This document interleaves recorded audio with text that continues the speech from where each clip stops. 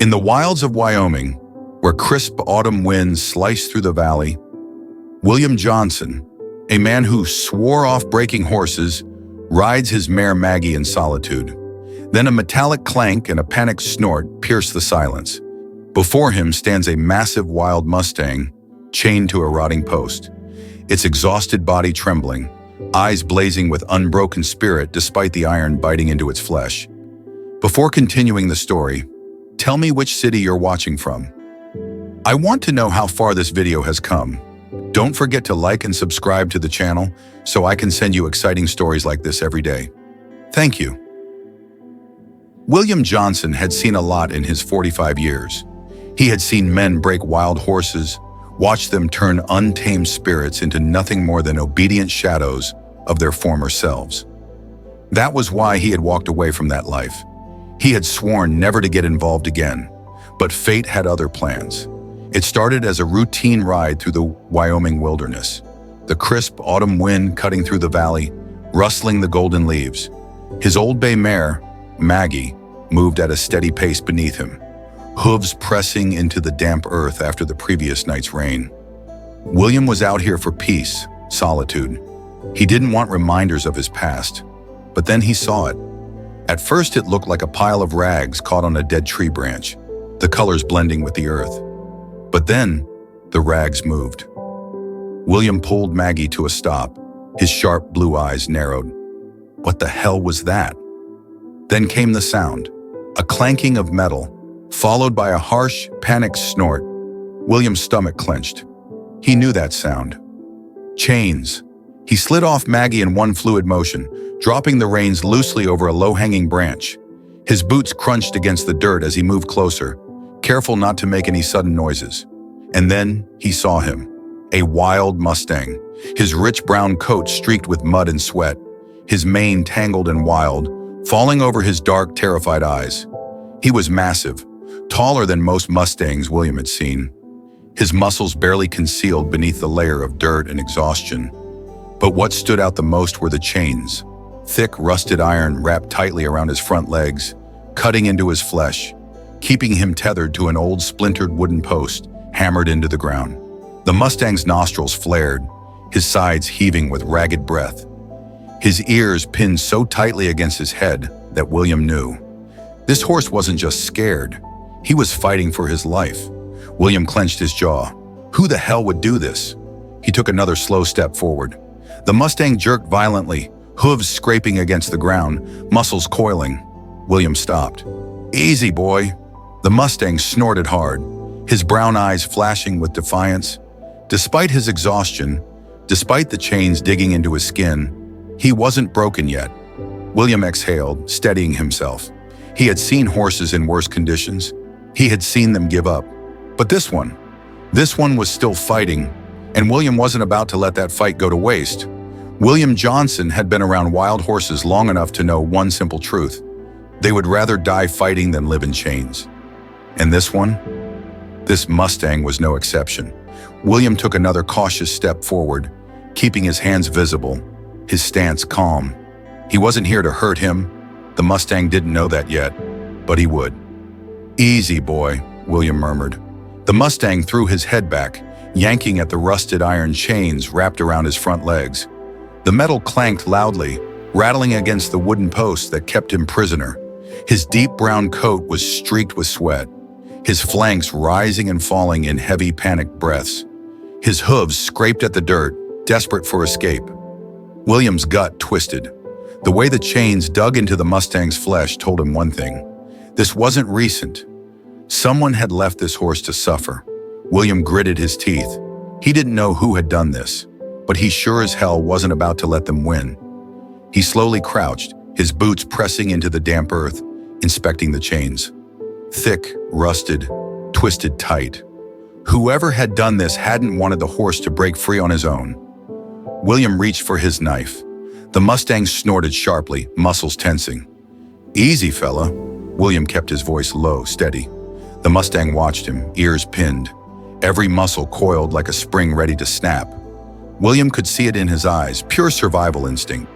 This was it, the moment of truth. William slowly extended his hand, holding the knife away from the horse. "I'm gonna cut you loose, all right?" The Mustang's ears flicked forward, then back again. William wasn't sure how long he stayed there, crouched in the mud, staring at the animal in front of him. Maybe a minute, maybe 10. Time didn't matter right now. Then in a single fluid motion, William reached out and sliced through the first chain. The Mustang reared. It happened so fast. A flash of hooves, the sharp crack of iron snapping, the sheer force of muscle and desperation exploding at once. William threw himself backward, hitting the ground hard, just as one of the Mustang's front hooves swung dangerously close to his chest. The horse screeched, half stumbling as his weight shifted forward. William barely had time to react before, bang! The rotting wooden post snapped in half. The Mustang collapsed forward, his massive body crashing onto the dirt with a weight of exhaustion. Chains rattled, hooves kicked, dust exploded into the air. William rolled onto his feet, ignoring the ache in his ribs. He didn't care that he'd nearly been crushed. He cared about one thing. Was the Mustang still alive? Through the thick dust, William saw him. The horse was down, but not for long. With a deep, guttural grunt, the Mustang kicked out his legs, forcing himself upright. He staggered, his massive body trembling, but he wasn't broken, not yet. William's breath hitched. The chains were still tangled around the Mustang's legs, but now they were loose enough for him to break free. The horse realized it too, and then he bolted. William didn't even have time to react. 1 second, the Mustang was standing in front of him. The next, he was gone, galloping into the dense wilderness, chains dragging behind him, disappearing between the trees. William stood there, breathing hard, watching as the last trace of the Mustang vanished into the wild. And then, silence. William exhaled sharply, wiping the sweat and dirt from his face. Well, that was one hell of a thank you. William Johnson stood there, hands on his knees, breathing hard, watching the last trace of the Mustang disappear into the wild. He had done what he came to do. He had freed him. That should have been enough. But then William's eyes flicked downward, to the broken chains half buried in the dirt. Pieces of rusted iron still lay at his feet, snapped where the Mustang had fought for his life. And then he thought about the other half of those chains, the one still dragging behind the horse as he ran blindly into the forest. William muttered a curse under his breath. This wasn't over. He grabbed Maggie's reins, swinging up into the saddle in one smooth motion. His old mare flicked an ear back at him, sensing his tension. William exhaled, rubbing her neck. "Yeah, girl, I know. This ain't smart," Maggie huffed, shifting her weight. William had spent years breaking Mustangs, taming them, teaching them to trust. But this wasn't a round pen or a ranch. This was the wild. That Mustang didn't owe him a damn thing. Still, William pressed his boots lightly into Maggie's sides, and the mare moved forward, following the disturbed trail of hoof prints in the mud. Tracking a wild Mustang was like chasing a ghost. William knew that. Most people wouldn't even try. Hell, most wouldn't even notice the signs. But William, he had spent half his life reading the land. The Mustang had taken off fast, leaving deep gouges in the damp soil where his hooves had dug in. The trail cut straight through the trees, snapping small branches in his path. But then the tracks started weaving, zigzagging, the way a horse does when it's not running in a straight panic anymore, but trying to shake something off. William frowned. The chains. That damn metal was still clanking behind him, probably spooking him even more. William clicked his tongue, urging Maggie into a steady lope. The tracks were fresh. If he hurried, he could catch up. At first, it was just the rustling of leaves, the distant rush of wind through the valley. But then, clank. William stiffened. There it was again, the sharp, unmistakable clanking of iron on rock. He pulled Maggie to a stop, heart pounding. The Mustang was close. William dismounted silently, dropping the reins, knowing Maggie wouldn't wander. His boots pressed into the wet ground as he moved forward, carefully pushing through the trees. And then he saw him. Storm stood frozen in a shallow creek, his massive brown body drenched in sweat, sides heaving with exhaustion. But he wasn't running anymore, because he couldn't. The chains had caught on a fallen log, yanking tight around his front legs. Every time he tried to pull away, the metal dug deeper. William felt his chest tighten. The Mustang was trapped again. But this time, William wasn't the enemy. The horse's ears twitched violently, his tail swishing in agitation. But he didn't rear or thrash like before. He was too tired now. William crouched low, keeping his movements slow. "Guess we're not done yet, huh?" Storm flicked an ear toward him. William took a breath, steadying himself. This was it. One wrong move, and the Mustang would either bolt or finally decide to trust him. William Johnson had done a lot of stupid things in his life. Walking straight toward a wild Mustang trapped in chains for the second time? This might be the dumbest. Storm stood in the shallow creek, his massive brown body soaked with sweat, his powerful legs trembling under his weight. But this time, he wasn't running. Not because he trusted William, but because he couldn't. The chains wrapped around his front legs had caught on a fallen tree, yanking tight whenever he tried to move. Every time he struggled, the rusted iron bit deeper into his skin. William exhaled. This had to end now. William took a slow step forward, his hands open, visible. Storm snorted hard, ears twitching, his muscles flexing with tension. William stayed calm, his deep blue eyes locked onto the Mustangs. It wasn't about strength anymore. It was about who would back down first. William crouched, keeping his movement slow. "Easy, big guy. We've been through this already." Storm watched him, nostrils flaring. William could see it now, the exhaustion behind the fear. The Mustang was fighting two battles, one against the chains and one against his own instincts. William reached for his knife, his fingers closing around the handle. Storm flinched. William froze, his breath slow, controlled.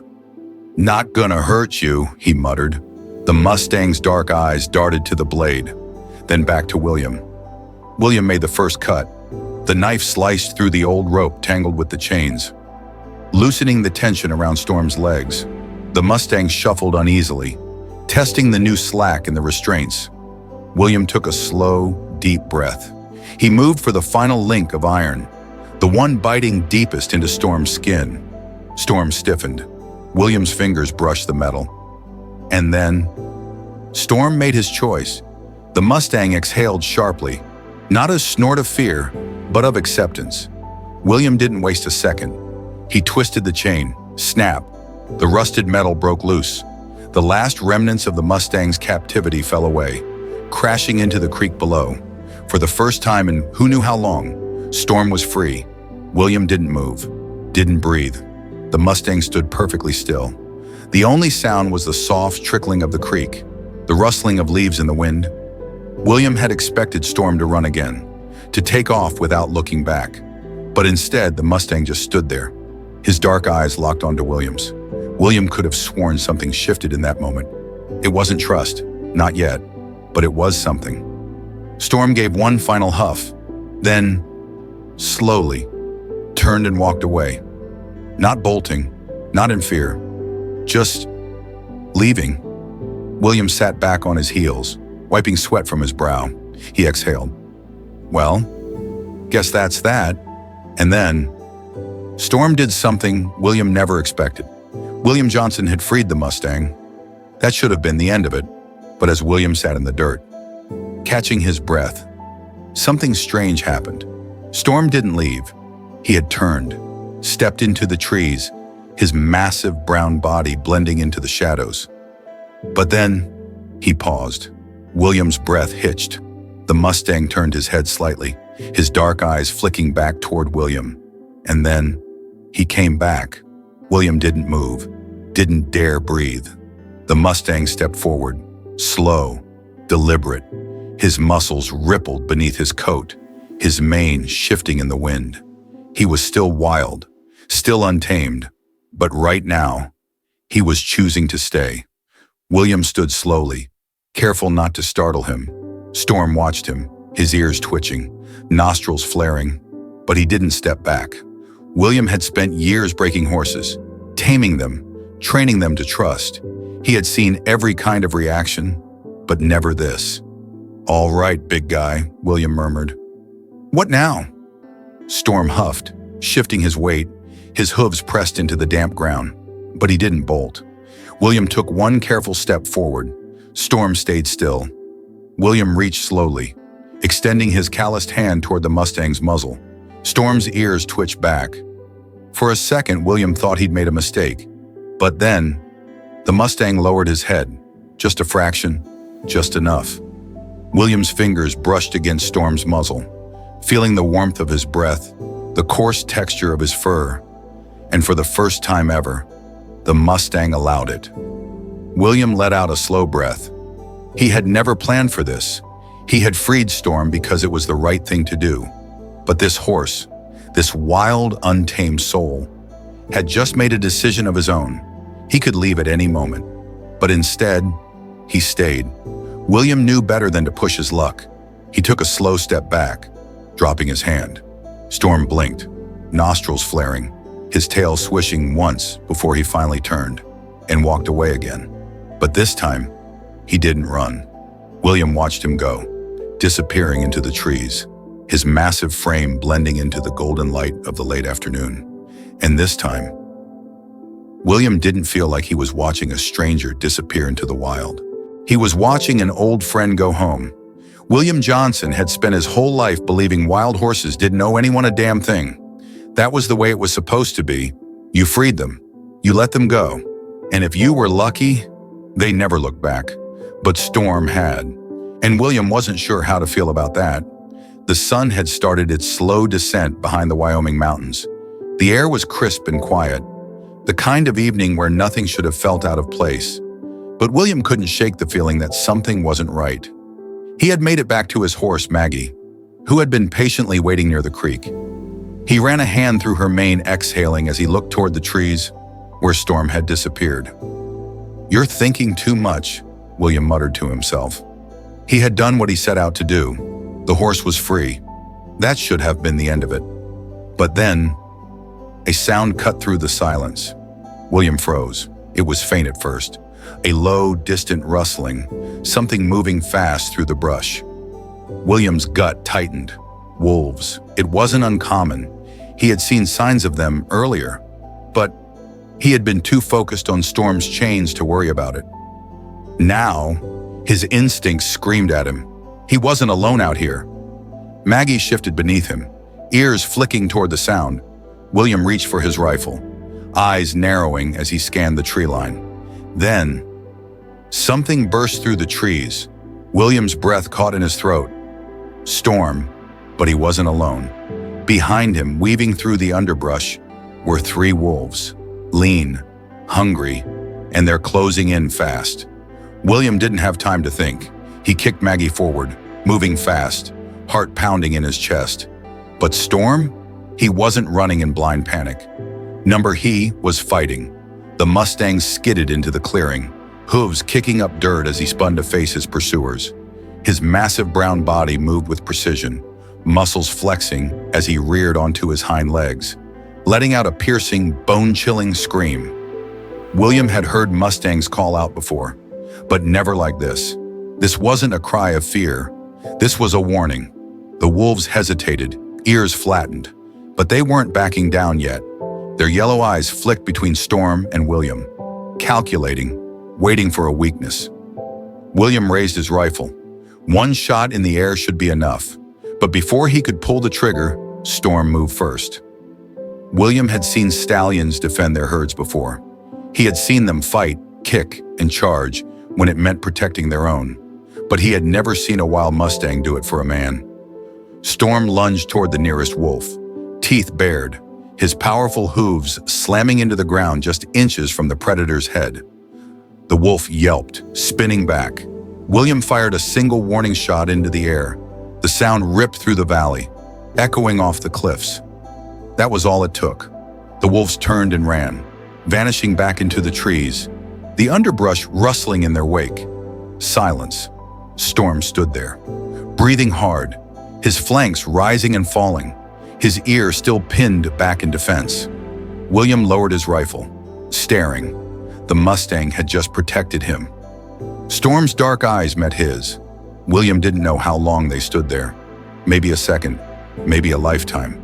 Then, Storm gave a final huff, shaking his mane, and just like that, He turned and walked away, not in fear, not in panic, but in absolute control. William let out a slow breath, wiping the sweat from his brow. Well, I'll be damned. William Johnson had spent his life believing that wild horses belonged to no one. They were meant to run free. That was why he had let Storm go. That was why he had never expected to see him again. But now, William sat on the wooden porch of his cabin, watching the sunset spill golden light over the rolling hills. Maggie was tied up near the old fence, her ears twitching as the cool evening breeze settled in, and standing just beyond the tree line. Watching him was Storm. William didn't move, didn't speak. He just watched. The Mustang stood still as a statue, his brown coat shimmering in the fading light, his muscles relaxed, but strong. William could tell Storm wasn't here by accident. William exhaled. Didn't expect to see you again. Storm's ears flicked forward. William leaned back in his chair, rubbing the stubble on his jaw. You're free, you know. No one's gonna stop you. Storm huffed softly, shifting his weight.